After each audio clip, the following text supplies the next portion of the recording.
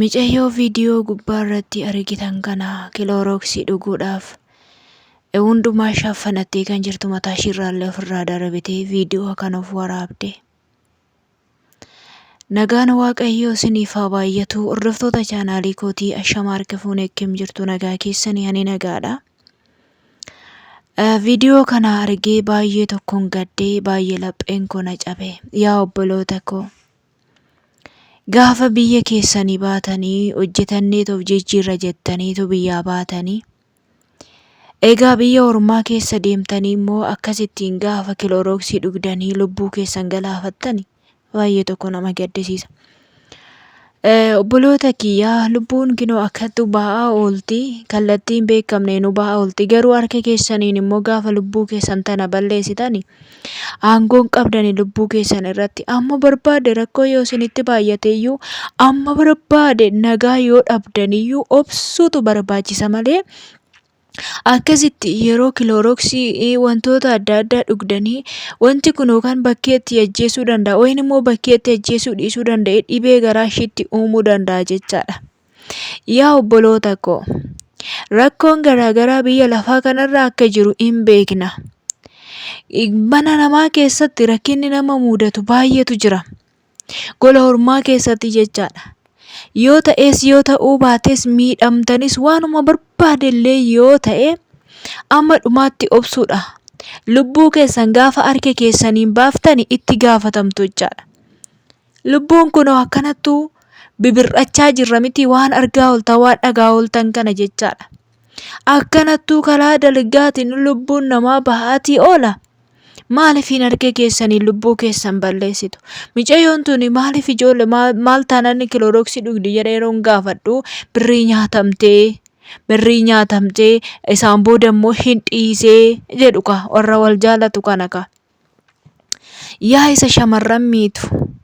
Yaa isa obboleettii kee miitu nama micayyoon tun miidhamti. Waggaa akka tolu fuutee dhugdu kana baay'ee miidhamti jechaadha. Keessattuu mee waa tokko isinii qaba dhaamsa tokko isinii qaba obboloota keenya reefu gara biyya arabaa kana dhuftan jechaadha. Maaloo mee sinumti ijoollee irraa baradhaan isiniin jedha. Sababiinsaa boru isinillee isinirra gahuu waan danda'uuf adaraa keessan. Nama kamiyyuu nama kam jaallattanii nama kam amantanii warrattanii dafqa keessan kana fuutanii ittiin erginaa. Gaaf kaanitti lubbuu keessan balleessitu dhuftanii gaafa lubbuu keessan balleessitanoo dafqi keessan isin argattanii isinis lubbuun keessan gubaa bara bara. Jireenya ishii lafaa kanarra iyyuu isa waaqarraa isa jiraattu sana bara baraan gubatti lubbuun kee yaa obboleettii tiyya. Adaraa keessan of eeggadhaa obboloota koo dhugaa rabbiiti. Yeroo baay'ee wanti kanaa kun in urgamachaadha. Ijoollee baay'een kiloorooksii kan dhuganii ijoollee baay'een fooqirraallee kan darbanii bakka makiina jalatti kan of darbatan waan baay'ee kan ta'an. Maalirraan kan ka'e isaan kuni sababii dafqa isaanii jechaadha. Dafqanii waggaa 5 waggaa 6 waggaa 4 waggaa 3 hojjetanii gola ormaa keessatti bu'aa bahii hedduu dabarsanii dheebuu gaafa beelaanis qooqa isaanii hidhatanii haala mijatu keessa dhaabatanii hojjetanii dafqa isaanii immoo gaafa nama aman tokko irratti ergatanii namni amanan san immoo bakka amanamummaa sana dhaabachuu fi ga'uu fi didee murtoo du'aa ofitti murteessa. Dursaatii akkas godha.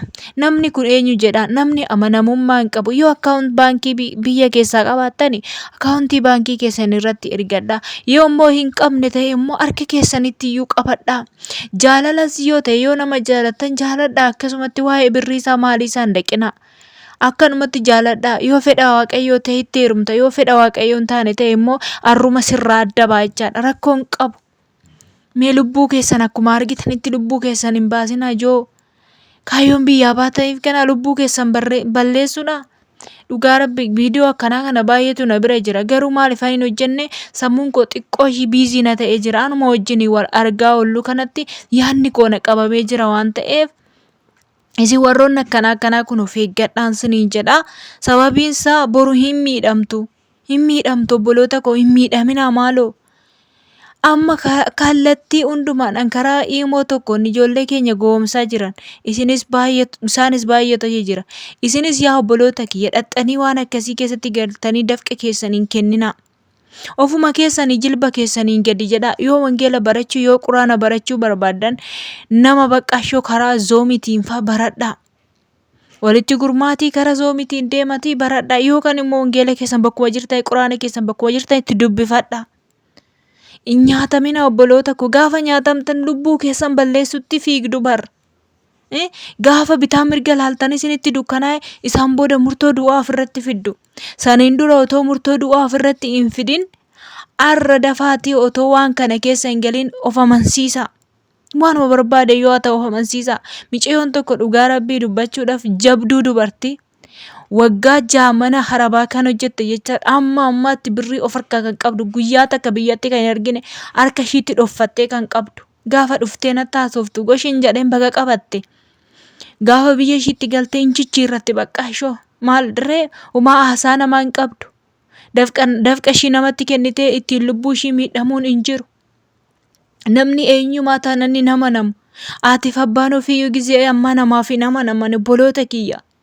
Adaraa keessan gaafa wanti tokko isinirra ga'e boossanii gaafa bakka garatti garagartan dhabda murtoo du'aa ofirratti murteessurra arra otoo waan hin taane keessa hin galin of eeggadhaa. Kun dhaamsa kooti dhugaa Rabbi gorsa koo dhaamsa sadhumaa isiniif qaba viidiyoo kana jechaadha. Adaraa keessan isiniin jedha obboloota kiyyaa. Iksuma kanatu isinii taa'ee yaada waan baay'ee dubbadhee dafa osoo hin taane ishuma xiqqoo isinitti haaseetanatu isinii ta'a. Nama hubatuuf nama yaadan qabatuuf amma isinirra ga'utti yaadan hin qabattani ani nan arge waan ta'eef ijoollee baay'ee wanni akkana kun sirrii miti lakki ittiin adeemin jedhee gaafa nani gorsu keessanillee naa bilbilanii wanni kun sirrii miti siin baatu boruu keessi miidha jedhee gaafan gorsu.